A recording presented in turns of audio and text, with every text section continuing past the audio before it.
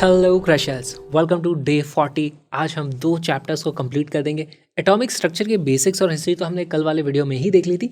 आज हम स्टार्ट करने वाले हैं एटॉमिक स्पेक्ट्रा से। बहुत सारे क्वेश्चंस इसमें पूछे जाते हैं और फिर हम देख लेंगे हाइड्रोजन स्पेक्ट्रा, जो हमारे पास बहुत सारी सीरीज है, लाइमन, बामर, पास्चन। फिर हम देख लेंगे छोटे मोटे और भी जो टॉपिक्स होते हैं, जैसे एटॉमिक रिकॉइल क्या होती है, एक्सरेज क्या होते हैं, बहुत ही इंपॉर्टेंट, उसमें कंटिन्यूस एक्सरेज एंड हमारे पास कैरेक्टरिस्टिक एक्सरेज, दोनों को अच्छे से समझेंगे। मोसलेस लॉ क्या कहता है एक्सरेज के बारे में, उसका भी एक एग्जांपल आज सॉल्व करने वाले हैं। फिर हम स्टार्ट कर देंगे न्यूक्लियाई में सबसे पहले न्यूक्लियर साइज यानी कि न्यूक्लियर रेडियाई हम देखने वाले हैं, डेंसिटी वहाँ पर देख लेंगे। उसके बाद हम आ जाएंगे बाइंडिंग एनर्जी, मास डिफेक्ट क्या होता है, बाइंडिंग एनर्जी पर न्यूक्लियॉन क्या होती है और किस तरीके से हमारे पास वो स्टेबिलिटी वाला ग्राफ आता है। ये सारी चीज़ें आज हम समझने वाले हैं, बहुत सारे इसके एग्जाम्पल्स देखेंगे। फिर हम देखेंगे अल्फा, बीटा, गामा, डिके क्या होता है, उसको मास डिफेक्ट को किस तरीके से लिखा जाता है, कहाँ पर वो 2 मास ऑफ इलेक्ट्रॉन वाला जो झोल होता है, सब कुछ आज डिटेल में समझ लेंगे।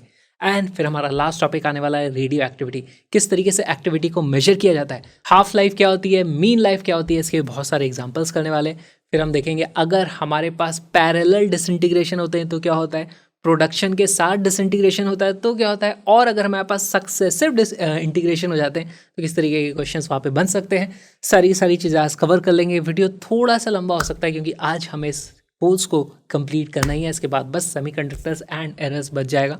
तो आई होप आपको इस वीडियो के बाद कोई डाउट नहीं बचेगा। इस वीडियो के बाद आपको कोई और वीडियो को देखने की ज़रूरत नहीं है। मेरा नाम विक्रांत किरार है, मेरी पेंसिल उछल उछल के थक गई है, इसलिए अब इस वीडियो को स्टार्ट करते हैं।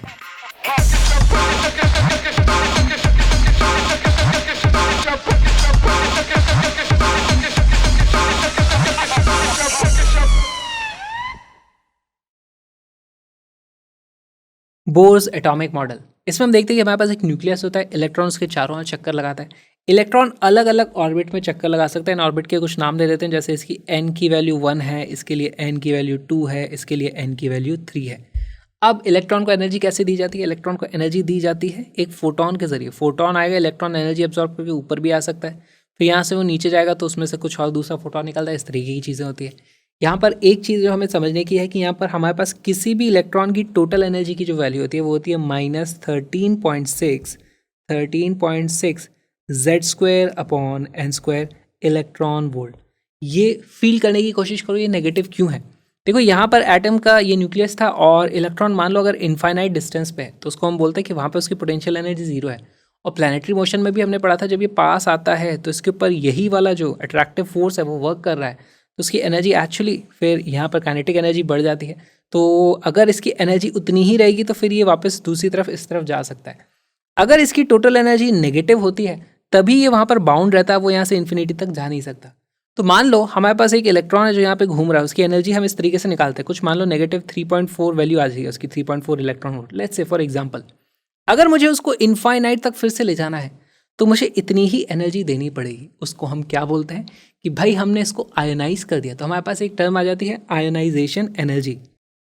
आयोनाइजेशन एनर्जी, आयनाइजेशन में क्या होता है, हमारे पास n से उसको हम n = इन्फिनिटी तक भेज देते हैं और इसकी वैल्यू आप यहीं से कैलकुलेट कर सकते हो। इन्फिनिटी पे जाकर के पोटेंशियल एनर्जी बेसिकली हमें 0 माननी होती है, तो जो भी ये वैल्यू है मैग्नीट्यूड वही आयनाइजेशन एनर्जी के बराबर हो जाता है। इसी को एक और नाम से हम जाने जाते हैं कि अगर हमारे पास कोई भी एटम है उसके अलग अलग कॉन्स्टिट्यूएंट्स को अलग अलग कर दो, है ना, तो उसको क्या बोलते हैं, बाइंडिंग एनर्जी। तो इसी को बाइंडिंग एनर्जी भी बोला जाएगा, है ना, बाइंडिंग एनर्जी। क्योंकि यहाँ पर 2 ही हमारे पास कॉन्स्टिट्यूएंट्स हैं ना, एक ये हमारा न्यूक्लियस है, एक इलेक्ट्रॉन है। अगर हमारे पास यहाँ पे 2-3 इलेक्ट्रॉन होते तो बाइंडिंग एनर्जी में हर एक को इनफाइनाइट पे ले जाते तो जो एनर्जी देनी पड़ती वो आती। लेकिन क्योंकि यहाँ पे एक ही इलेक्ट्रॉन था हमारे पास तो उसको लेके जाओ तो उसको आयनाइजेशन एनर्जी भी वही हो जाएगी, बाइंडिंग एनर्जी भी वही कहलाएगी। तीसरी चीज़ हमारे पास यहाँ पे एक और चीज़ होती है excitation energy. Excitation energy, excitation energy में क्या होता है, n1 से लेकर के n2 तक अगर भेजोगे तो एक्साइटेशन एनर्जी हो जाएगी। फील करने की कोशिश करो, लोअर ऑर्बिट में है इलेक्ट्रॉन, उसको अगर हायर ऑर्बिट में भेजना है तो उसको हमें कुछ एनर्जी देनी पड़ेगी, और अगर वो हायर से लोअर पे जंप करता है तो वो कुछ इलेक्ट्रॉन से एनर्जी ऐसे इस तरीके से निकाल देता है फोटोन की फॉर्म में। और इसी पे बेस्ड आधी से ज़्यादा एग्जाम्पल्स क्वेश्चंस यहाँ से पूछे जाते हैं।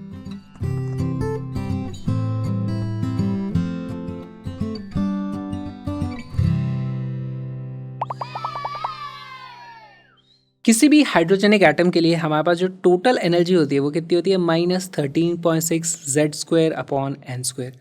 अगर Z की वैल्यू मैं 1 रख दूं तो हमारे पास हाइड्रोजन एटम आ जाता है। उसके लिए हम एनर्जी लेवल्स की वैल्यू बता सकते हैं कि कितनी एनर्जी है। जैसे n की वैल्यू आप 1 रख दोगे तो वो ग्राउंड स्टेट आ जाएगा, n=1 इज ग्राउंड स्टेट। इसके लिए हमारे पास वैल्यू आती है -13.6 इलेक्ट्रॉन वोल्ट। n की वैल्यू 1 रखते ही हमारे पास 2 रखते ही हमारे पास फर्स्ट एक्साइटेड स्टेट आ जाती है, या फिर इसको सेकंड ऑर्बिट बोलेंगे। ऑर्बिट सेकंड है, एक्साइटेड स्टेट फर्स्ट है, ग्राउंड से ऊपर फर्स्ट। ठीक है, तो इस तरीके से हमारे पास उसकी वैल्यू आती है -3.4 इलेक्ट्रॉन वोल्ट। फिर आप वैल्यूज रखते जाओगे तो आपको वैल्यूज मिलती जाएंगी। यहाँ पर इतनी वैल्यूज तो आपको डेफिनेटली याद होनी चाहिए, -13.6, -3.4, -1.51, माइनस का 0.85, माइनस का 0.54, और इनके डिफरेंसेस भी आपको याद होने चाहिए। जैसे ये बहुत इंपॉर्टेंट है 12.1 इलेक्ट्रॉन वोल्ट, ये है 10.2 इलेक्ट्रॉन वोल्ट, और ये है हमारे पास 1.89, ये 0.66 इलेक्ट्रॉन वोल्ट। बाकी फिर आप कैलकुलेट कर सकते हो, बहुत सारे कॉम्बिनेशन बन रहे हैं यहाँ पर, इसलिए सारे याद मत करना, लेकिन इतने तो आपको याद होने ही चाहिए। ऑलराइट, इसी एनर्जी गैप आपसे बात करी जाएगी कि यार किन्हीं भी दो लेवल के बीच में एनर्जी गैप बताना है आपको, तो कैसे बताओगे? या तो आपको ये वैल्यूज डायरेक्टली याद हो, रटी हुई हो, तो आप तुरंतली इनको सब्ट्रैक्ट कर सकते हो, तुरंतली तो उससे आपको तुरंत आंसर मिल जाएगा। या फिर आपको हमेशा इस तरीके से फॉर्मूले में रखना पड़ेगा कि भाई एनर्जी का जो डिफरेंस है वो -13.6 Z² 1/n1² -1/n2² electron volt इस तरीके से आ रहा है। अच्छा, यहाँ पर जो एनर्जी है इसको हम क्या लिख सकते हैं, hc/λ इस तरीके से। तो फिर ये hc को आप दूसरी तरफ इस तरीके से ले जाते हो तो हमारे पास बेसिकली यहाँ पर इस तरीके से वेवलेंथ का फॉर्मूला जाता है 1/वेवलेंथ इज इक्वल टू r, जो कि एक नया कांस्टेंट बन गया है ना, ये यहाँ से इधर वैल्यू जाएगी कुछ, तो इसकी वैल्यू आने वाली है Z² एज इट इज़ है 1/n1² 1/n2² ये है। और ये जो कांस्टेंट होता है इसको बोलते हैं हम रिडबर्ग कांस्टेंट। इसकी वैल्यू होती है 1.1 × 10⁻⁷ पर मीटर। पर मीटर देखो यहाँ पे भी पर मीटर है इस तरफ 1/λ यानी कि, और ये भी पर मीटर इस तरीके से आ रहा है, इनका कोई डायमेंशन नहीं होगा। वेवलेंथ अगर आपको पता करनी है, यहाँ से इलेक्ट्रॉन वोल्ट पता कर सकते हो आप। अगर आपको एनर्जी पता चल चुकी है तो आप वेवलेंथ इस तरीके से निकाल सकते हो। यहाँ से अगर इलेक्ट्रॉन ने जंप मारी है तो कुछ एनर्जी लूज करेगा, कितनी लूज करेगा यहाँ से पता करो, उसकी वेवलेंथ कितनी होगी वो यहाँ से पता कर लो। ठीक है, बहुत ही ईजी वैल्यू है ये। अच्छा, इसमें एक तरीके के सवाल पूछे जाते हैं कि मान लो हमारे पास इलेक्ट्रॉन n=3 पे था, तो वो कितने तरीके की वेवलेंथ रिलीज कर सकता है। तो या तो वो डायरेक्ट आ जाएगा, इसके करस्पॉन्डिंग हमारे पास एक निकलने वाली है, या फिर वो यहाँ से यहाँ तक आ जाए तो दूसरी ये वेवलेंथ आएगी, और यहाँ से यहाँ आ जाए तो तीसरी यहाँ पर आएगी। तो हमारे पास टोटल 3 हमें वेवलेंथ देखने को मिल सकती है। फिर उसके बाद अगर वो यहाँ था तो यहाँ से अब देखो आप बहुत सारे कॉम्बिनेशन बन सकते हैं, इस तरीके से भी वो जा सकता है, या फिर ऐसे आ जाएगा, फिर ऐसे आ जाएगा, या फिर ऐसे आएगा और फिर ऐसे आएगा। तो अब इस तरीके से बहुत सारे कॉम्बिनेशन बन जाते हैं। तो इसका एक सिंपल सा फॉर्मूला है भाई, इसमें से किस तरीके से देखो कि कितने बनने हैं, तो इसकी वैल्यू आ जाती है Nc2, है ना, और इसकी वैल्यू आती है n × n-1 / 2। तो ये भी आपको पता होना चाहिए, इस पर भी बेस्ड क्वेश्चन आ जाते हैं। ओके, अब यहाँ से देखो आपके पास एनर्जी लेवल का गैप आ जाएगा। सवाल आपसे कैसे पूछे जाएंगे, अच्छा ये जो लाइट निकली है ये विजिबल है, इंफ्रारेड है, या फिर अल्ट्रावायलेट है। तो मान लो इन दोनों के बीच का जो एनर्जी गैप है वो कितना आता है, 1.89 इलेक्ट्रॉन वोल्ट आ रहा है। क्या आप चुटकियों में देखते ही बता सकते हो ये कौन सी है? तो देखो हमें यहाँ पे स्पेक्ट्रम पता होना चाहिए हमारे पास। वेवलेंथ की टर्म में बात करोगे तो 700 नैनोमीटर पे रेड होती है, लगभग 400 नैनोमीटर पे वॉयलेट होती है हमारे पास, मोटा मोटी रफ आइडिया है। अगर एनर्जी की टर्म में बात करोगे तो 1.8 इलेक्ट्रॉन वोल्ट पे हमें रेड मिलती है, और 3.1 इलेक्ट्रॉन वोल्ट पे हमें वॉयलेट मिल जाती है। इसके बीच में अगर कोई भी रेडिएशन है तो हम बोलेंगे वो हमें विजिबल होगी, बाकी नहीं होगी। जैसे यहाँ पर अगर 1.89 इलेक्ट्रॉन वोल्ट एनर्जी का डिफरेंस है तो 1.89 वो यहाँ कहीं पे आता है हमारे पास, है ना, तो यहाँ पर हमें कुछ वेवलेंथ देखने को मिलेगी। इससे इस तरफ है ना वो, तो यहाँ पर हमें रेड लाइट यहाँ पर देखने को मिलेगी। अगर ये वाली की बात करें 10.2 इलेक्ट्रॉन वोल्ट की बात करें तो वो एक्चुअली बहुत ज़्यादा इधर हो जाता है, तो फिर अल्ट्रा वायलेट हमको देखने को मिलेगी, देख नहीं पाएंगे हम, कुछ मशीन लगा के डिटेक्ट करना पड़ेगा। इसलिए ये वैल्यूज़ भी याद होनी चाहिए, ये भी याद होनी चाहिए, आप चुटकियों में आंसर निकाल पाओगे।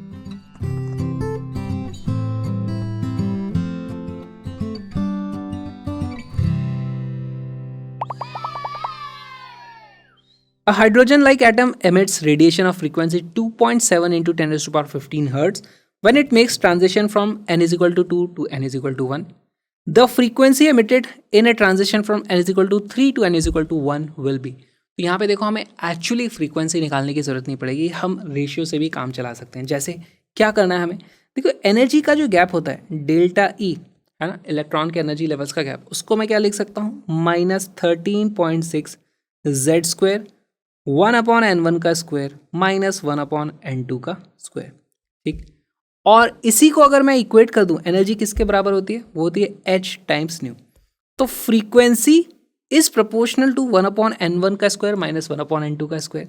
क्योंकि z मुझे नहीं पता है तो मैं यही इक्वेशन दो बार लिखूंगा, दोनों को डिवाइड कर दूंगा, तो ये कांस्टेंट वाले पार्ट तो इस तरीके से कट जाएंगे, हमारे पास फ्रीक्वेंसी का रेशियो आ जाएगा। वीडियो को पॉज करो, क्वेश्चन को सॉल्व करो।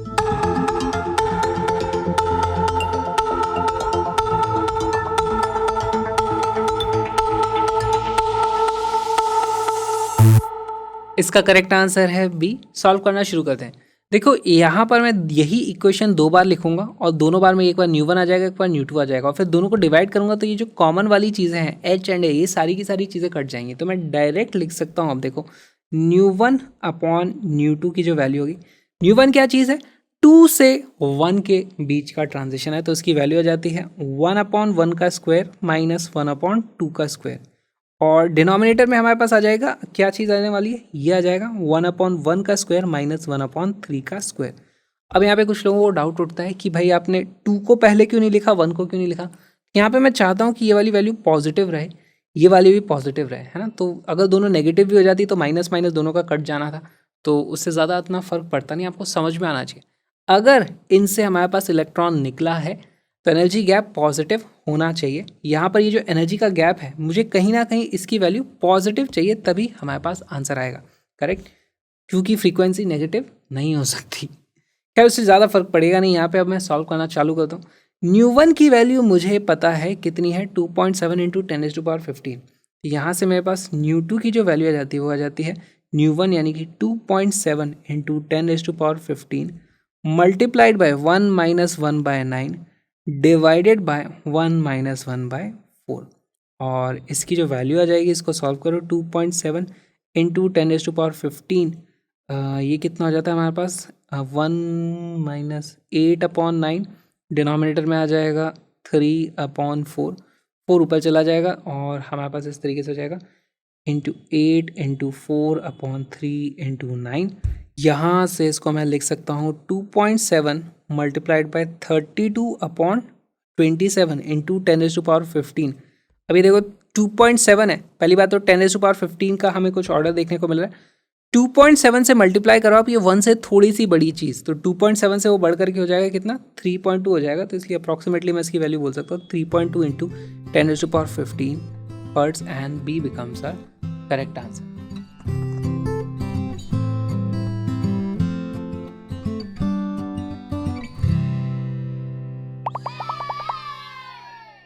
A free electron of 2.6 electron volt energy collides with the hydrogen plus ion. This results in the formation of a hydrogen atom in the first excited state and a photon is released. Find the frequency of the emitted photon. तो देखो ये बहुत ही अच्छा सवाल बन जाता है, इसको फील करने की कोशिश करते हैं। हमारे पास यहाँ पर एक हाइड्रोजन प्लस इस तरीके से आयन पड़ा हुआ था, एक हमारे पास इलेक्ट्रॉन था। अब इलेक्ट्रॉन वैसे इन्फिनिटी पे है, ये दोनों बहुत ज़्यादा दूरी पर है। इन्फिनिटी पे इसकी हम पोटेंशियल एनर्जी जीरो मानते हैं, लेकिन यहाँ पर इसके पास कुछ टोटल एनर्जी है, इसके पास कुछ काइनेटिक एनर्जी है ना, इसके पास कुछ वेलोसिटी है इस तरीके से। इसकी काइनेटिक एनर्जी है 2.6 इलेक्ट्रॉन वोल्ट। ये दोनों मिलते हैं और इन दोनों सिस्टम से फिर कुछ एनर्जी निकल जाती है ना, यहाँ से अगर ये दोनों मिलते हैं तो हमारे पास यहाँ से कुछ एनर्जी निकल जाती है, वो एक वेवलेंथ इस तरीके से निकलती है। बाद में हमारे पास जो सिस्टम बचता है वो क्या बचता है, हमारे पास यहाँ पर H प्लस इस तरीके से था और यहाँ पे कहीं पे इलेक्ट्रॉन इस तरीके से चक्कर लगा रहा है इलेक्ट्रॉन। इसकी कुछ टोटल एनर्जी होगी जो कि नेगेटिव होगी, है ना, ये भी हम जानते हैं। टोटल एनर्जी नेगेटिव है। इनिशियली हमारे पास कुछ एनर्जी थी जो कि यहाँ पे मुझे दिखाई दे रही है, इसकी एनर्जी आपको जीरो माननी पड़ेगी, ये तो रेस्ट पे था। Initial energy minus final energy is the loss. Loss कैसे हुआ, ये वेवलेंथ निकल गई यहाँ पर। अब वीडियो को पॉज करो, क्वेश्चन को सॉल्व करो।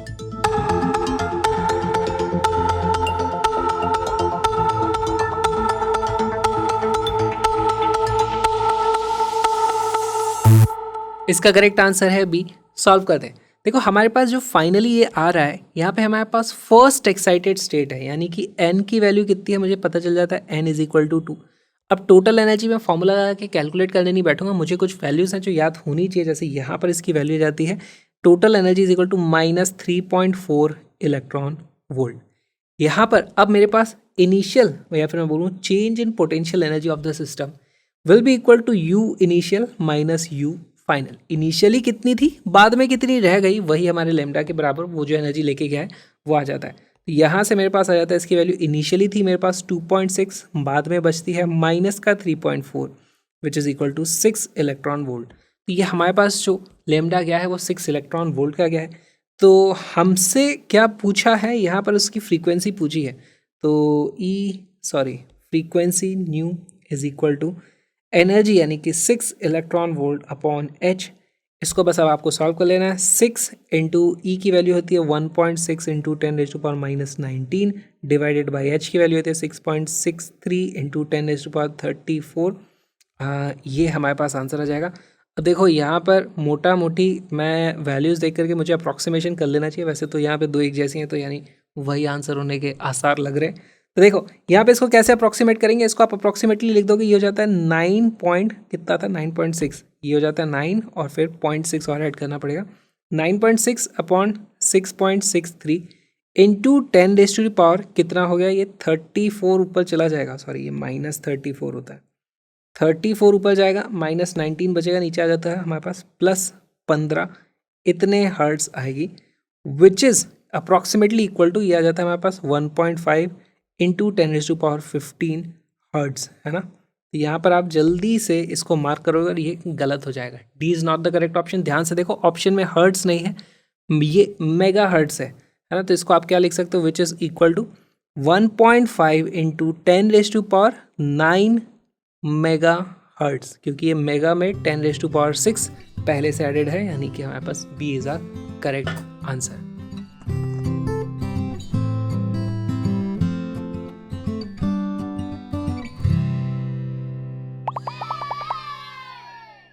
Emission and absorption spectra. तो देखो इसमें होता क्या है, हमारे पास दो तरीके के स्पेक्ट्रम होते हैं।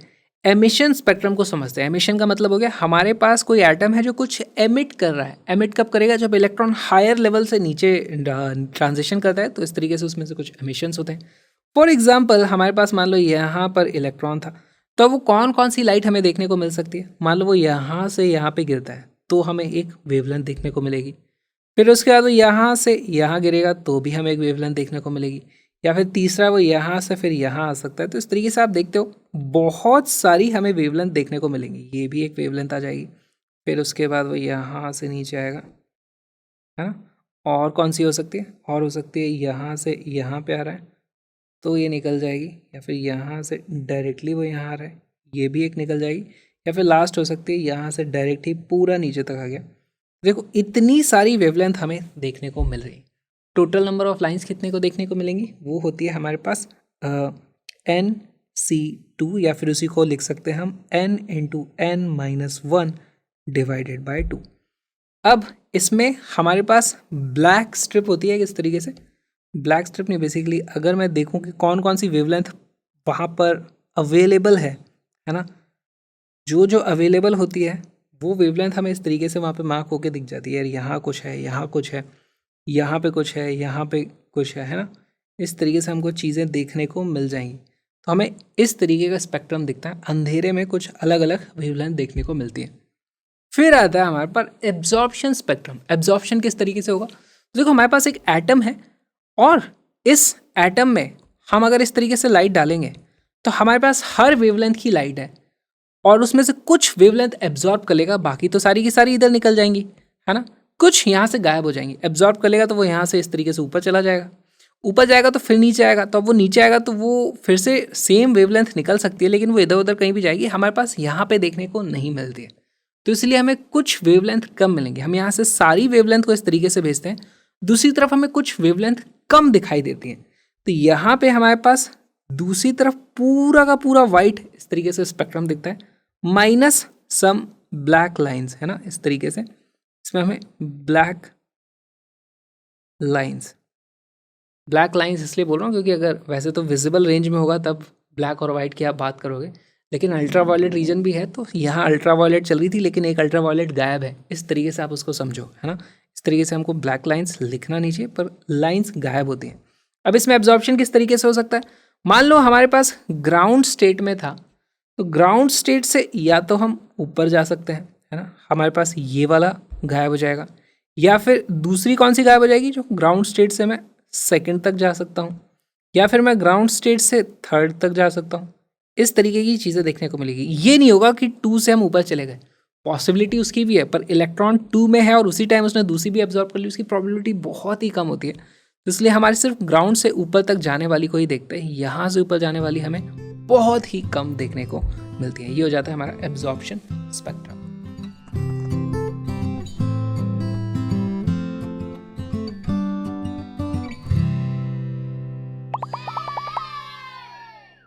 If 6 different wavelength photons are present in emission spectrum, how many different wavelength photons are absorbed in absorption spectrum? बहुत ही अच्छा ये सवाल है। देखो कैसे, हमारे पास 6 डिफरेंट वेवलेंथ है एमिशन स्पेक्ट्रम में। एमिशन में क्या होता है, हमारे पास देखो उस तरीके से नीचे गिरती हैं चीज़ें, और कितनी गिर सकती हैं उसकी हमारे पास एक कैलकुलेशन है, n into n minus one divided by 2।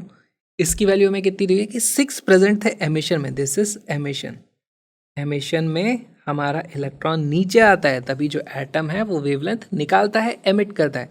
यहाँ से हमारे पास n की वैल्यू आ जाती है 4 इंटू 3/2, यानी कि n इज इक्वल टू 4 मुझे पता चल जाता है।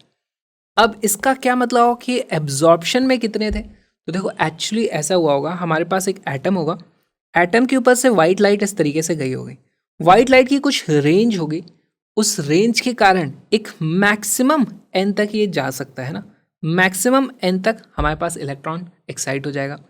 फिर उसके बाद ये यहाँ से एमिट करेगा, कभी इधर करेगा, कभी इधर करेगा, कभी इधर करेगा, पर मान लो जहाँ पे भी वो स्क्रीन लगी हुई है तो यहाँ पर हमें एमिशन देखने को मिलेगा, एमिशन स्पेक्ट्रम देखने को मिलेगा। इधर हमें एब्जॉर्प्शन वाला दिख जाएगा, करेक्ट। एब्जॉर्प्शन वाले में क्या होता है, कुछ लाइंस मिसिंग होती हैं, ये सारी की सारी तो इस तरीके से चली जाएंगी, कुछ एक दो रह जाएंगी जिनको एब्जॉर्ब करके वो n इज इक्वल टू 4 तक जा रहा है ग्राउंड स्टेट से। अब देखो सवाल उठता है, हमारे पास यहाँ पर ग्राउंड था, ग्राउंड से हम 1 2 3 एंड 4 तक चले जाते हैं, है ना। यहाँ से ग्राउंड से 4 तक भी मैं जा सकता हूँ, 3 तक भी जा सकता हूँ, 2 तक भी जा सकता हूँ, 1 तक भी जा सकता हूँ। सिर्फ 4 लाइनें एब्जॉर्ब हो रही होंगी, इसलिए हमारा जो करेक्ट आंसर हो जाता है वो है 4। ये वाली एब्जॉर्ब नहीं होगी क्योंकि यहाँ से इलेक्ट्रॉन मान लो जंप होकर के यहाँ पे आया और वो यहीं पर है और तुरंत दूसरा भी वो एब्जॉर्ब कर ले, इसकी प्रोबेबिलिटी बहुत कम होती है, इसलिए उन सबको हमें कंसिडर नहीं करना होता है। ग्राउंड वाले का आंसर हमारे पास आ जाता है 4 हमें मिलेंगी देखने को एब्जॉर्प्शन स्पेक्ट्रम में।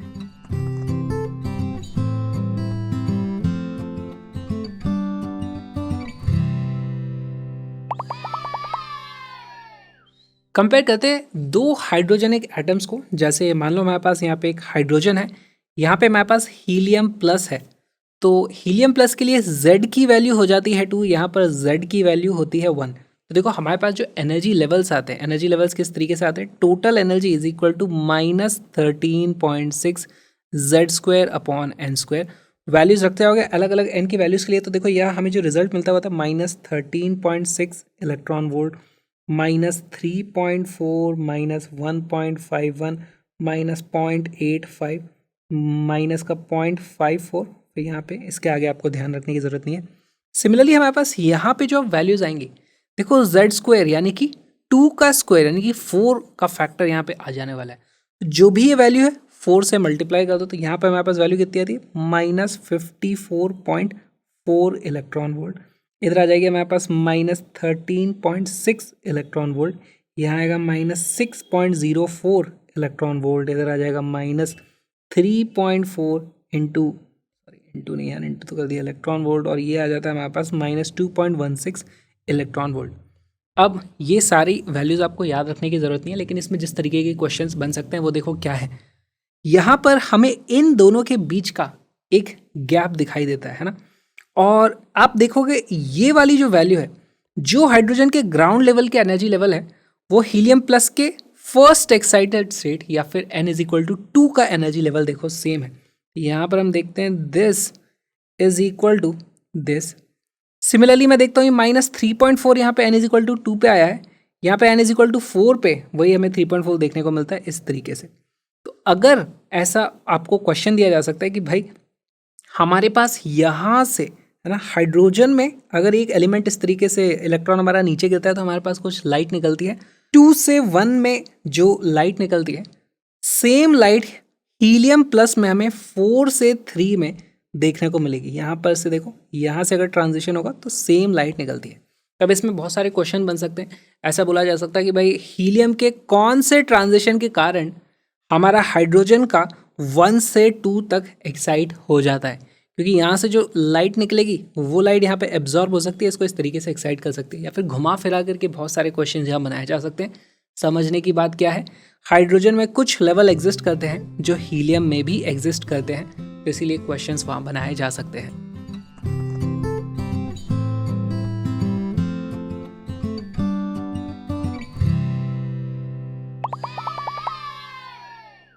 हम लोग इंडिया रोड ट्रिप पे जा रहे हैं तो उसके लिए हमें एक फ्रिज मैग्नेट डिज़ाइन करना है। तो एक्चुअली मैं अपनी शादी के फ्रिज मैग्नेट को देख रहा था कि मैंने बनाया था। देखो, इसमें हमारी शादी गोवा में हुई थी, तो गोवा का बीच है, बीच पे स्टारफिश होती है, नारियल पानी मिलता है।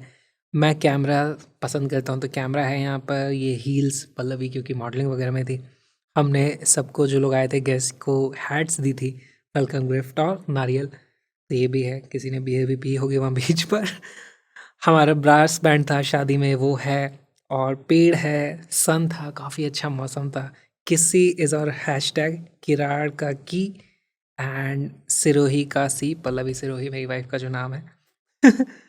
तो मैं बस ये बताना चाह रहा हूँ कि जब मैं ये बना रहा था बहुत डिटेलिंग कर रहा था। देखो, ये मेरी शेरवानी का कलर भी मैंने मैच किया, ये उसकी जो लहंगा था सेम कलर्स मैंने यहाँ पे भरे, सब अच्छे से बनाया। लेकिन लास्ट में जो एक्सप्रेशन बनाने की बारी आती है ना, मुझसे बने ही नहीं।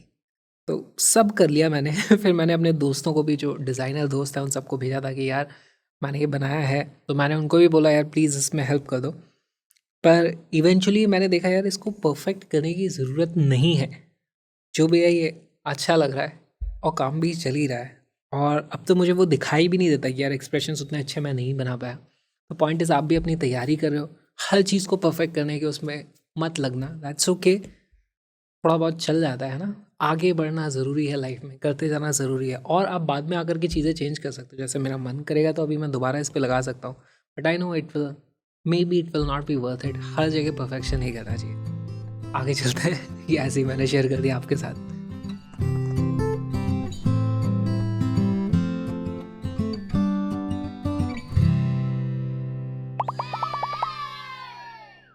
हाइड्रोजन स्पेक्ट्रम, हमारे पास इलेक्ट्रॉन बहुत सारे ट्रांजिशन कर सकता है, उनके कुछ नाम हैं हमारे पास। जैसे अगर हमारे पास n इज इक्वल टू 1 पर ट्रांजिशन होता है, कहाँ से होगा? कहीं से भी हो सकता है, इन्फिनिटी से हो, है ना, इस तरीके से हो सकता है। भाई इन्फिनिटी से आ रहा है, या यहाँ से आ रहा है, या यहाँ से आ रहा है, या यहाँ से आ रहा है, या यहाँ से आ रहा है। अगर n इज इक्वल टू 1 पर गिर रहा है तो उसको बोला जाता है लाइमन सीरीज। और इन सबकी एनर्जीज जो होती हैं वो इस तरीके से होता है कि ये लाइट यूवी रीजन में गिरती है। उसके बाद आता है हमारे पास दूसरी बामर सीरीज। बामर सीरीज में हमेशा हमारे पास फाइनल स्टेज क्या होती है? n equal to 2। वो कहाँ से आ सकती है? मान लो इन्फिनिटी से आ रहा है, अगर वो 2 पे आ जाए तो भी ये बामर है। यहाँ से भी यहाँ पे आएगा तो भी बामर है, यहाँ से आएगा तो भी बामर है, यहाँ से भी आएगा तो भी हमारे पास बामर है।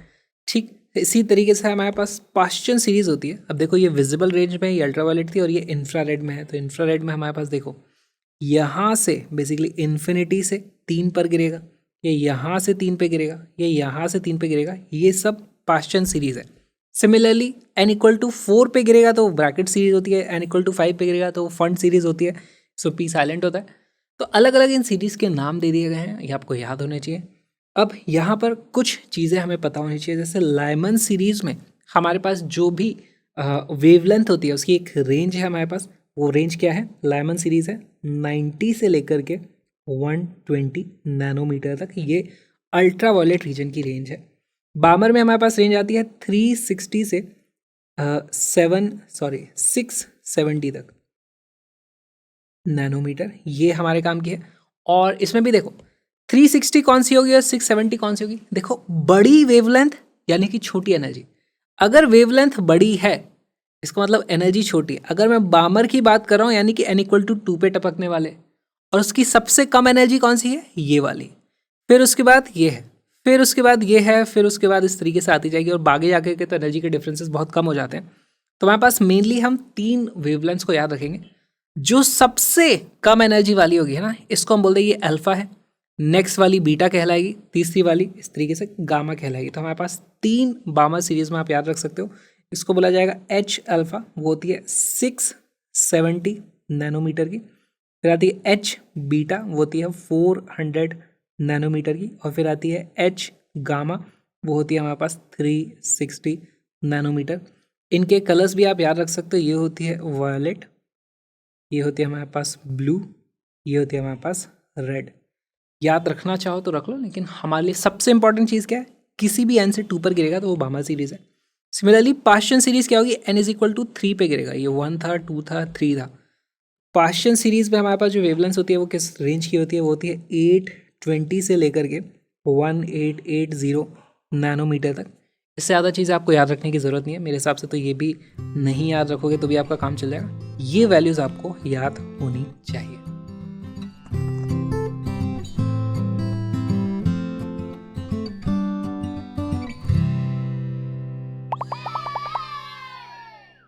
Nu 1 is the frequency of the series limit of Lyman series. Nu 2 is the frequency of the first line of Lyman series and Nu 3 is the frequency of the series limit of Balmer series. तो यहाँ पे हमें कुछ relation बताना है, बहुत ही अच्छा सवाल है। पहले तो एक चीज़ समझो कि हमारे पास यहाँ पर मैं इस तरीके से लेवल्स बना लूँगा। ये है मेरे लिए n इज इक्वल टू 1 2 3, है ना, ये कुछ वैल्यूज़ हैं। अब एक बात बताओ, लाइमन की बात कर रहे हैं, यानी कि हमारे पास 1 पर गिरेगी। अब यहाँ से भी गिर सकती है, यहाँ से भी, ये सब लाइमन सीरीज़ है। इनमें से पहला किसे बोलोगे और सीरीज लिमिट किसे बोलोगे? तो फर्स्ट हम इसको बोलते हैं सीरीज लिमिट, जो इन्फिनिटी से आ रही है उसको सीरीज लिमिट बोलते हैं। तो देखो Nu 1 की वैल्यू क्या है, सीरीज लिमिट ऑफ लाइमन।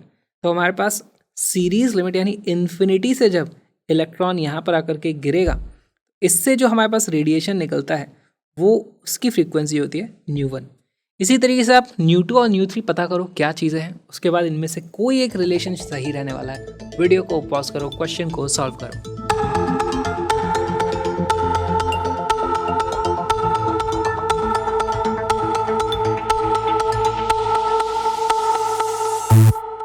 इसका करेक्ट आंसर है ए। सॉल्व करना शुरू करते हैं।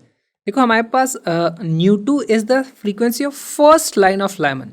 लाइमन की फर्स्ट होगी जो यहीं से इस तरीके से आएगी। तो हमारे पास Nu 2 बना दो भाई, ये है मेरे पास Nu 2, ठीक है।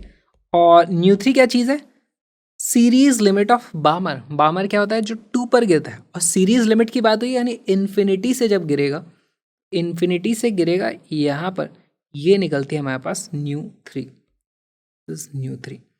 अब एक बात बताओ, इन्फिनिटी का एनर्जी लेवल तो होता है 0, इसका भी कुछ एनर्जी लेवल है, इसका भी कुछ एनर्जी लेवल है।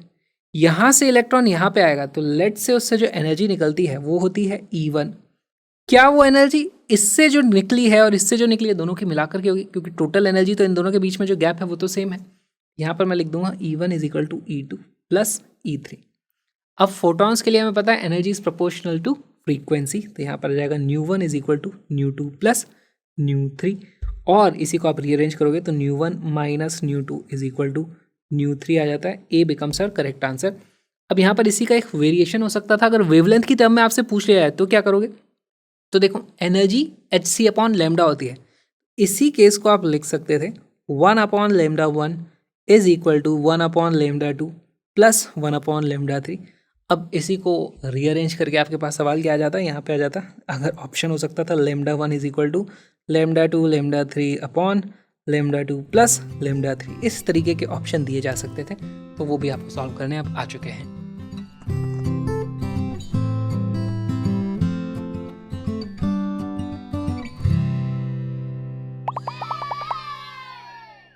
हमारे पास एक एटम है, इस एटम में कुछ ट्रांजिशन हुआ, इसके कारण इसमें से एक देखो लाइट निकलती है इस तरीके से, हमारे पास एक वेवलेंथ निकलती है लेमडा।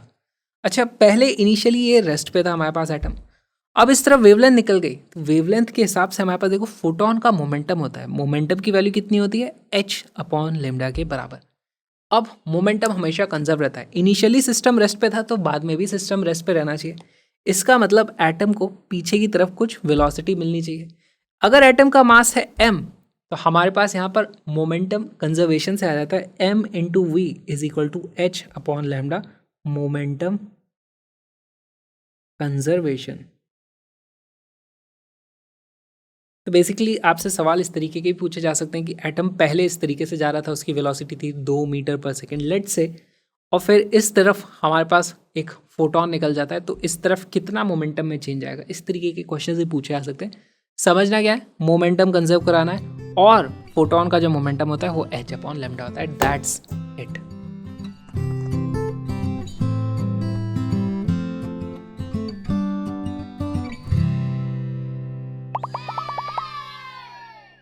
कई बार सवाल में आपको बोला जाएगा बोर लाइक एटम है और उसके लिए इक्वेशंस डिराइव करो, तो किस तरीके से कर सकते हैं। देखो, बोर लाइक एटम का मतलब क्या है, इसमें हमें एक चीज़ का ध्यान रखना है कि एंगुलर मोमेंटम इज क्वांटाइज्ड। इससे हमें क्या चीज़ मिलती है, angular momentum is equal to NH/2π। ये हो गई हमारी पहली इक्वेशन। बोर मॉडल डिराइव करते समय हमने क्या देखा था कि जो सेंट्रीपिटल फोर्स होता है वो इलेक्ट्रोस्टैटिक फोर्स के बराबर होता है। तो हमने क्या देखा था, F centripetal is equal to, उसकी वैल्यू थी F इलेक्ट्रोस्टैटिक। अब सवाल में आपको बोला जाएगा कि यार इलेक्ट्रोस्टैटिक फोर्स की जगह कुछ और फोर्स मैंने दे दिया, तो उसमें आपको क्या करना पड़ेगा, यहाँ पे फोर्स जो आपको दिया जाएगा वो फोर्स रेडियस का फंक्शन हो सकता है ना। तो फॉर एग्जाम्पल हमें दे दिया जाएगा जो भी वैल्यू दी गई है, तो हम यहाँ पे क्या करेंगे, mv/r, जो हमारा सेंट्रीपिटल फोर्स है उसको आपको F as a function of r इसके बराबर कर देना है। ये आपकी सेकंड इक्वेशन बन जाएगी। 2 इक्वेशन आ गई, तो अब आप कुछ भी डिराइव कर सकते हो। मोस्टली आपसे r की वैल्यू पूछी जाएगी। L क्या होता है हमारे पास, L की वैल्यू होती है mvr के बराबर, एंगुलर मोमेंटम है, दिस इज mvr। पहली इक्वेशन ही ये, दूसरी इक्वेशन ये आप पता कर सकते हो। कई बार सवाल में ऐसा होगा कि आपको वैल्यू दे दी जाएगी कि भाई potential energy is a function of r, तो ऐसे केस में आप फोर्स कैसे पता कर सकते हो। ऐसे केस में देखो, फोर्स वो भी एक आर का ही फंक्शन होगा, और उसकी जो वैल्यू हो जाएगी वो जाती है -∂u/∂r। इस तरीके से आप निकाल सकते हो। तो अब आप कुछ भी जो भी पूछा गया आप उससे पता कर सकते हो। यही 2 इक्वेशन हमें चाहिए होती है। इसका एक एग्जाम्पल कर लेते हैं।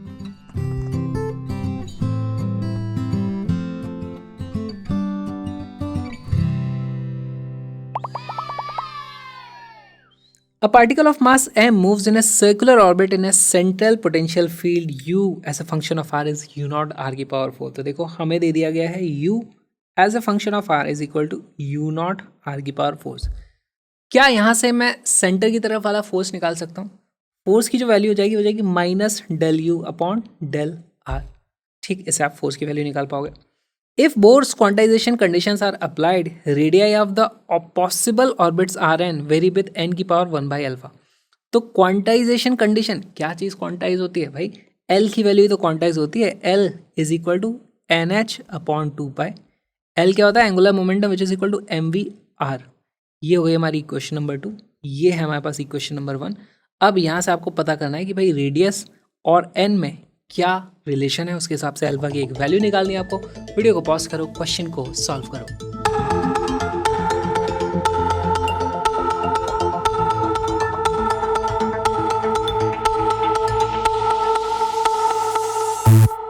इसका करेक्ट आंसर है 3। सॉल्व करना शुरू करते हैं। बहुत ही अच्छा सा सवाल है। देखो यहाँ से फोर्स की वैल्यू आ जाती है, force is equal to -4u0r3। अच्छा, ये तो मैग्नीट्यूड हमें बस देखना होगा कि भाई इसके मैग्नीट्यूड को आप इक्वेट कर दो हमारे सेंट्रीपिटल फोर्स से, तो मेरे पास वैल्यू हो जाती है 4u0r³ is equal to mv²/r। साथ में मेरे पास यहाँ से कुछ इक्वेशन आएगी। देखो यहाँ से मैं क्या लिख सकता हूँ, इसको मैं लिख सकता हूँ 4u0r⁴ is equal to mv²। इसी को मैं मल्टीप्लाई कर दूंगा m इंटू r² से और डिवाइड भी कर दूंगा m इंटू r² से। तो ये क्या चीज़ बन जाती है, ये बन जाता है हमारे पास m² v² r² upon mr², है ना, विच इज इक्वल टू, अब ये mvr क्या चीज़ थी, NH/2π। यहाँ पे उसका स्क्वायर है तो इसका भी स्क्वायर कर दो। This will become n² divided by 4π² upon mr², है ना। और ये क्या चीज़ के बराबर है, ये 4, this is equal to 4u0r⁴।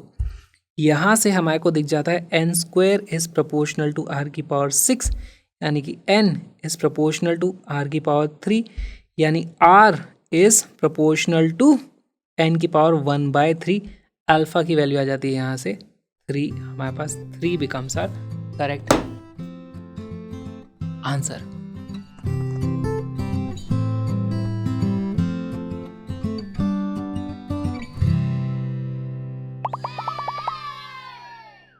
X-rays दो तरह की हम पढ़ते हैं, continuous X-rays and characteristics X-rays. तो कंटिन्यूस एक्सरेज देख लेते हैं। पहली बात तो एक्सरे बनती कैसी है, हमारे पास कोई मेटल होता है उसके ऊपर काफ़ी हाई एनर्जी के इलेक्ट्रॉन्स को फेंकते हैं, उसके कारण वहाँ से एक्सरेज निकलती है। अब किस तरीके से निकलती है वो भी देख लो। मान लो मैंने यहाँ से इस तरीके से कोई इलेक्ट्रॉन को बहुत हाई स्पीड से ऐसे फेंका, इलेक्ट्रॉन के ऊपर फोर्स भी लगेगा, ये अपनी तरफ उसको खींचने की कोशिश करेगा। तो इलेक्ट्रॉन अब यहाँ से इस तरीके से, मान लो उसका कुछ इस तरीके से मोशन होता है, राइट। अब यहाँ पे देखो इसका कुछ ना कुछ एक्सेलरेशन ज़रूर है, इसके ऊपर फोर्स लग रहा है। जब भी कोई चार्ज पार्टिकल एक्सेलरेटेड मोशन करता है तो उसमें से एनर्जी का लॉस हो जाता है। एनर्जी का लॉस किस फॉर्म में होगा, तो वो होता है एक EM वेव्स हमें वहाँ से देखने को मिलती है, यहाँ से कोई EM वेव्स निकलती है। अब क्योंकि यहाँ पर कोई इनिशियल फिक्स्ड एनर्जी लेवल नहीं है, फाइनल कुछ फिक्स्ड एनर्जी लेवल नहीं है, तो यहाँ पे कोई भी हमारे पास फ्रीक्वेंसी निकल सकती है ना। तो यहाँ पे lambda can be any lambda. अब यहाँ पे और एक चीज़ देखो, इसकी काइनेटिक एनर्जी इनिशियली k थी, तो यहाँ पर क्या होगा, हमारे पास ये जो फोटोन की एनर्जी है वो कुछ भी हो सकती है, लेकिन इससे ज़्यादा नहीं हो सकती। तो हमारे पास एक कंडीशन आ जाती है भाई, hc divided by lambda will be less than और इक्वल टू k इनिशियल ना। k इनिशियल यहाँ से हमने जो इसको देख के भेजा है, तो यहाँ से हमारे पास वेवलेंथ के लिए कंडीशन आ जाती है, wavelength will be more than और इक्वल टू hc/k। यहाँ से हमने जो काइनेटिक एनर्जी देके भेजी थी, इस तरीके से हमें कुछ ग्राफ देखने को मिलता है। और इसका अगर आप स्टडी करोगे तो हमारे पास अलग अलग वेवलेंथ पे अलग अलग इंटेंसिटी देखने को मिलती है। तो यहाँ पर वेवलेंथ है, यहाँ पर उसके करस्पॉन्डिंग हमारे पास कुछ इंटेंसिटी है। यहाँ पर वो ग्राफ जो इस तरीके से आएगा वो ऐसा कुछ ऑब्जर्व किया गया है ना। यहाँ पर ये वाली जो वैल्यू है ये इंपॉर्टेंट वैल्यू है, इसको क्या बोला जाता है, इसको बोला जाएगा cut off wavelength, cut off wavelength है ना। तो ये है हमारा lambda cut off.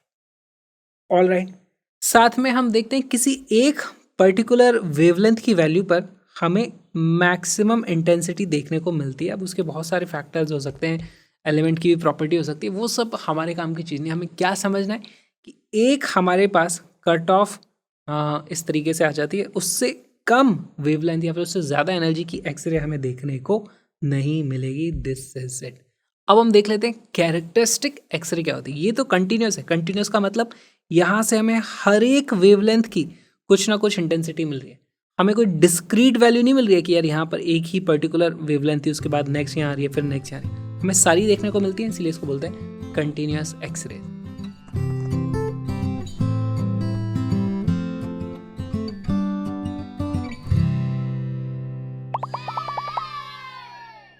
Characteristic x ray देखो, हमारे पास मान लो कोई इलेक्ट्रॉन है और उस इलेक्ट्रॉन से मैं इस एटम को बम्बार्ड करा रहा था, तो इलेक्ट्रॉन इस तरीके से जाता है यहाँ से घूमता हुआ, तो यहाँ से कुछ वो कंटिन्यूस वेवलेंथ हमारे लिए निकालता जाए, कंटिन्यूस एक्सरे हमें देखने को मिलती है। लेकिन कई बार ऐसा हो जाएगा कि मान लो यहाँ पर एक इलेक्ट्रॉन था और इसने जा कर के उसी को हिट कर दिया और खुद भी निकल गया और वो दूसरे वाले को भी निकल दिया। ऐसे केस में क्या होगा, यहाँ से ये ऐसे जाएगा और ये इस इलेक्ट्रॉन को भी निकाल देगा, खुद भी बाहर निकल जाएगा, है ना। तो हमारे पास एक इलेक्ट्रॉन ये निकल गया, दूसरा इलेक्ट्रॉन ये निकल गया। इसका मतलब यहाँ पे अब हमारे पास एक वैकेंसी क्रिएट हो जाती है ना। This is vacancy. अब वैकेंसी क्रिएट हो गई तो क्या होगा, ऊपर से कोई इलेक्ट्रॉन यहाँ पर ट्रांजिशन कर सकता है या और ऊपर से कोई इलेक्ट्रॉन यहाँ पर ट्रांजिशन कर सकता है। हमें यहाँ पर कुछ कैरेक्टरिस्टिक वेवलेंथ वहाँ पर निकलती हुई दिखाई देंगी। जैसे यहाँ पर अगर हमारे पास वैकेंसी बनी है तो एक मेरे पास यहाँ से यहाँ पर इस तरीके से ट्रांजिशन हो सकता है, या फिर यहाँ से यहाँ पर इस तरीके से ट्रांजिशन हो सकता है, और ये हो गया तो फिर उसके बाद ये वाला ट्रांजिशन भी हो सकता है। तो हमें देखो कुछ कैरेक्टरिस्टिक वेवलेंथ देखने को मिलेंगी, इसके करस्पॉन्डिंग कुछ वेवलेंथ आएगी, इसके करस्पॉन्डिंग कुछ आएगी, इसके करस्पॉन्डिंग कुछ आएगी, और उनकी कुछ पर्टिकुलर वैल्यू होगी। और यहाँ पर लैम्डा हमारे पास कट ऑफ थी, और ये जो कैरेक्टरिस्टिक्स वेवलेंथ होती है वो बेसिकली इससे बड़ी ही होती है। क्यों? क्योंकि यहाँ से कट ऑफ हमने किस तरीके से निकाला था, इसने पूरी की पूरी एनर्जी अगर ये अपनी कंज्यूम करा देता तो हमें मिनिमम वेवलेंथ देखने को मिल रही थी। अब की बार ये कुछ एनर्जी लेकर के बाहर निकला है यहाँ से, तो इस इलेक्ट्रॉन की जो एनर्जी, जो वैकेंसी क्रिएट हुई है इन्फिनिटी से, वहाँ पर भी अगर कोई इलेक्ट्रॉन आता ना ट्रांजिशन, तो भी उसकी एनर्जी इतनी नहीं होती कि वो कट ऑफ वेवलेंथ से छोटी वेवलेंथ क्रिएट कर दे। तो हमारे पास यहाँ पर कुछ आएगी, यहाँ पर कुछ आएगी, यहाँ पर कुछ आएगी, इस तरीके से अलग अलग आ सकते हैं। अब इनके भी कुछ नोमेनक्लेचर होता है। देखो कैसे करते हैं नोमेनक्लेचर। हमारे पास हम इन शेल्स का कुछ नाम रखते हैं, जैसे ये हमारे पास के शेल हो जाएगा, ये हो जाएगा एल एम एन, इस तरीके से हो गए। अब अगर कोई चीज़ के पर आकर के इस तरीके से गिरी है तो के पर कहाँ कहाँ से गिर सकती है, यहाँ से, यहाँ से, यहाँ से, यहाँ से, इस तरीके से गिर सकती है। जो पहला होता है उसको हम के अल्फा बोल देंगे, इसको के बीटा, के गामा, के डेल्टा, इस तरीके से हमारे पास हो सकता है। देखो यहाँ पर मैं बना देता हूँ, दिस विल बी क्या होगा हमारे पास, ये होगा, क्योंकि के में गिरा है और पहले से ही गिरा है जो सबसे छोटा पॉसिबल है, तो इसको बोलेंगे के अल्फा, दिस इज के अल्फा। ये हो जाएगा हमारे पास के बीटा, ये हो जाएगा हमारे पास के गामा, इस तरीके से। अगर हमारे पास एल की बात करें तो देखो एल यानी कि हमारे पास सेकंड वाले पे गिरना चाहिए, तो यहाँ से गिर जाएगा, this will be L alpha. ये हो जाएगा हमारे पास एल बीटा, ये हो जाएगा हमारे पास एल गामा। इनको अब देखो, इनमें से किसकी एनर्जी ज़्यादा है? गामा की एनर्जी ज़्यादा है अल्फा से बीटा से। तो जिसकी एनर्जी ज़्यादा होती है उसकी वेवलेंथ छोटी होती है। तो यहाँ पे आप देखोगे हमारे पास गामा इस तरफ रहेंगे, है ना, गामा इस तरफ रहेंगे, अल्फा इस तरफ रहेंगे। तो यहाँ पे मैं बना देता हूँ, ये तो हमारे पास लेमडा, कट ऑफ को अब मैं लेमडा नॉट लिख देता हूँ इस तरीके से। यहाँ पर लेट से मेरे पास एक मिनट, लेट से मेरे पास यहाँ पर आ जाता है के गामा, फिर आ जाता है के बीटा, फिर आ जाता है के अल्फा। सिमिलरली यहाँ पर मेरे पास आ जाएगा एल गामा, एल बीटा, और फिर यहाँ पर आ जाएगा एल अल्फा। और इनकी कुछ पीक्स देखने को मिलती है, जैसे यहाँ पर पीक आएगी, यहाँ पर पीक आएगी, यहाँ पर इस तरीके से पीक आएगी, यहाँ पर इस तरीके से पीक आएगी, यहाँ से इस तरीके से पीक आएगी। अगर ये इंटेंसिटी है और ये इस तरफ हमारी वेवलेंथ है, तो ये सिर्फ कैरेक्टरिस्टिक एक्सरेज की बात हो रही है। हमारे पास कंटिन्यूस एक्सरेज का ऐसे कुछ ग्राफ था। अगर दोनों ग्राफ को मैं कंबाइन कर दूं तो मेरे पास इंटेंसिटी वर्सेस वेवलेंथ का जो ग्राफ आता है वो कुछ इस तरीके का आ जाएगा। एक हमारे पास कट ऑफ वेवलेंथ है, यहाँ से फिर हमें कुछ इस तरीके से पीक देखने को मिलेगी, फिर इस तरीके से पीक देखने को मिलेगी, फिर इस तरीके से यहाँ पीक हो सकती है, यहाँ पीक हो सकती है, इस तरीके से हमें देखने को ग्राफ मिलता है। This is it. इस वीडियो की तरह फिजिक्स को बहुत ही अमेजिंग तरीके से पूरी की पूरी फिजिक्स 11th और 12th की कवर करनी है तो आ जाओ क्रैशअप लर्निंग ऐप पे, link is in the description. अपना ये जेई मंथ का जो कोर्स है उसमें जेई मेन और एडवांस के पूरे कॉन्सेप्ट्स, बहुत सारे पीवाईक्यूज, कॉन्सेप्चुअल क्वेश्चंस, सबको छांट के आपके लिए मैंने बना दिया है। 40-42 को वीडियोज़ का ये पूरा का पूरा कोर्स है और 2-2 घंटे की क्लासेस होती हैं। आप उनको अपनी स्पीड से देख सकते हो। Link will be in the description. By the way, सारे के सारे कलरफुल जितने भी आपने डायग्राम्स देखे हैं, सारे के सारे कलरफुल नोट्स एब्सोल्युटली फ्री हैं। पीडीएफ भी आपको कोर्स पेज पे ही मिल जाएंगी, सीधे गूगल ड्राइव से आप डाउनलोड कर सकते हो। और मेरे व्लॉगिंग चैनल को भी सब्सक्राइब कर लो। हम मिलेंगे अगले वीडियो में।